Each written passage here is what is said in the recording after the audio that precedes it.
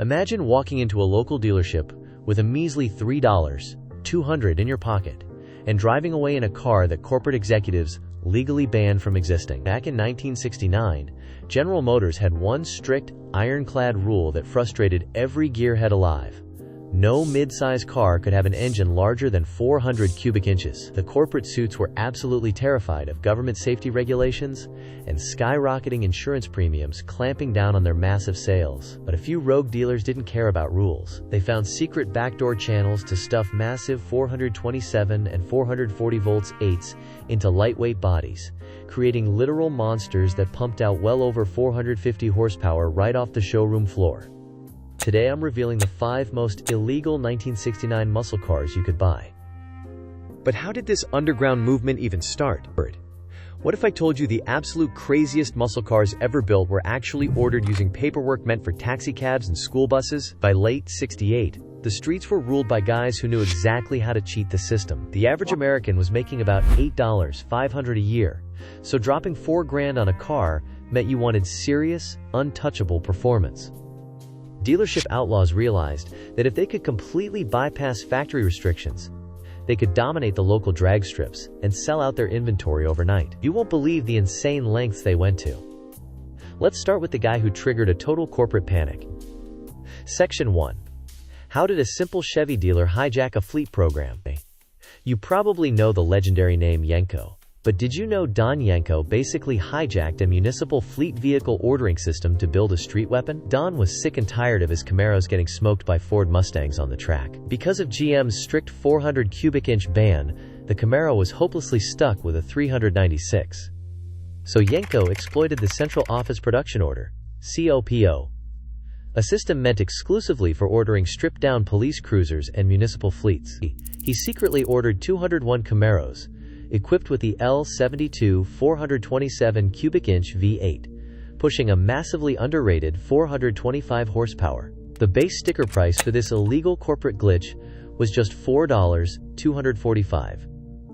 Can you imagine the factory catching wind that their boring fleet codes were being used to build 13-second drag strip assassins?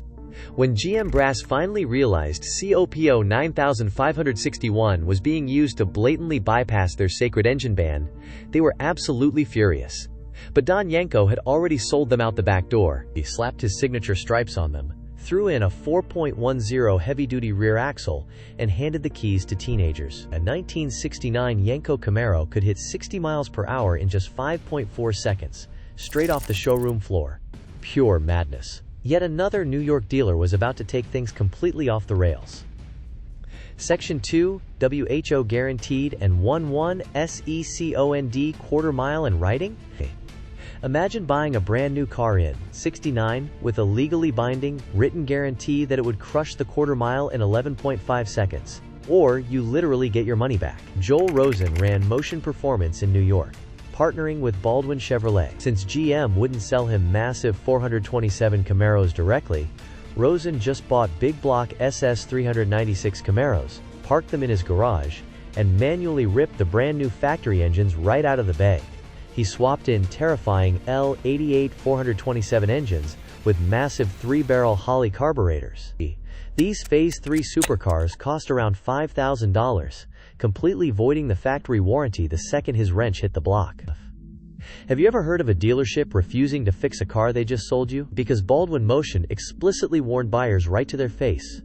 You blow it up, you pay for it. The Phase 3 pushed well over 500 real horsepower. Rosen added traction bars, custom fiberglass hoods, and massive rear tires just to keep the car from spinning off the pavement. Only about 10 to 14 Phase 3 Camaros were ever built in 1969, making them insanely rare today. But Chevy wasn't the only brand with rogue dealers embarrassing their corporate engineers. Section 3. Why did Chrysler tell this Chicago dealer his idea was impossible? What do you do when the world's top engineers tell you your dream car physically cannot be built? Chrysler executives explicitly told Norman Krause, owner of Grand Spaulding Dodge in Chicago, that their massive 440 Magnum V8 would not fit into the compact Dodge Dart's engine bay. But Norm didn't accept excuses from guys wearing ties. He knew street racers desperately wanted big block power in a tiny 3,000-pound package. He told his mechanic to just make it work, no matter what. The result was a massive middle finger to Detroit. By fabricating custom motor mounts and radically altering the exhaust manifolds, Norm's team successfully shoved a 375 horsepower, 440 V8 into the Dart. When Chrysler engineers flew out to Chicago and saw it running, they were absolutely stunned. Forced to admit defeat, Dodge finally agreed to produce the Dart GSS specifically for Mr. Norm. The best part? He sold these 13-second street sweepers for an absurdly cheap $3.141 per horsepower. But wait until you hear the scam Oldsmobile pulled on their own bosses. Section 4. How did a gentleman's brand pull off the ultimate heist? Have you ever wondered how Oldsmobile, the luxury brand your grandfather drove, managed to build the largest displacement muscle car of 1969? They were completely bound by that same GM 400 cubic inch band. But they desperately wanted to drop their massive 455 V8 into the mid-size Cutlass to compete with the Pontiac GTO. So they hatched a conspiracy. They teamed up with George Hurst of Hurst Performance and boldly lied to GM executives, claiming the engines were being installed by Hurst, sidestepping the corporate ban entirely. A total lie that fooled the highest levels of management. The Oldsmobile factory secretly installed the 380 horsepower 455s right in Lansing, Michigan, and let Hurst handle cosmetic work afterward. You could drive away in a 69 Hurst Olds for about $4.396, complete with a functional dual snout hood scoop and a staggering 500 pound-feet of torque. They only built 906 of them, and insurance companies had no idea what they were actually insuring. But while GM was lying to itself, one Ford dealer was about to get violently angry. Section 5. Which dealership forced Ford to change everything? Have you ever been so frustrated with a bad product that you built a better one yourself, just to spite the manufacturer? Bob Tasca, a massive Ford dealer in Rhode Island, was sick of watching his customers lose Friday night street races to Camaros. The stock 390 Mustang was a heavy, slow embarrassment. Tasca complained directly to Henry Ford too, but corporate suits dragged their feet, so Tasca grabbed a 428 Police Interceptor block, bolted on high-flowing 427 cylinder heads, and threw the whole thing into a Mustang shell. The results completely changed automotive history overnight.